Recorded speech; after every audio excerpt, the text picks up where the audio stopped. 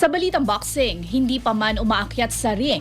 Nagpaulan na ng maanghang na salita ang mga boxing personalities hinggil sa inaabangang pagtatapos ng hidwaan nila Floyd Mayweather Jr. at Manny Pacquiao.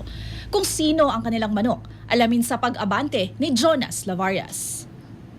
Mukhang dehado ang ating pambansang kamao na si Manny Pacquiao sa mata ng mga eksperto para sa kanyang rematch laban kay Floyd Money Mayweather Jr. sa darating na Setyembre. Diretsahang prediksyon ni 3-division champion Shakur Stevenson. Siguradong tatalunin lang ni Mayweather ang 8th-division world champion dahil sa taglay nitong depensa at talino sa loob ng ring. I'll be scared to Bet whatever on Floyd. Bet whatever. You gonna outbox him, make it easy. Get his check, go home. Matatanda ang nagbalik sa pro boxing ang 47 anyos na si Pacquiao noong Hulyo 2025 kung saan nakaharap niya si Mario Barrios na nauwi lamang sa isang kontrobersyal na majority draw.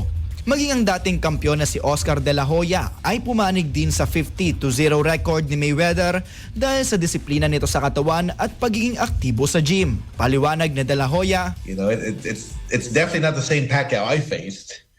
That's for sure. The one that put me on my stool in the 9th round. sa kabila ng edad ng 49, nananatiling paborito pa rin si Mayweather na maulit ang kanyang unanimous decision victory noong 2015 sa tinaguriang Fight of the Century. Sa pagpasok ng Setyembre, aabangan ng mundo kung may natitira pang ang lakas sa mga kamao ni Pacquiao o kung tama nga ba ang mga eksperto na magiging madali lamang ito para kay Manny Mayweather. Ako, si Jonas Lavarias, Abante Sports, now na.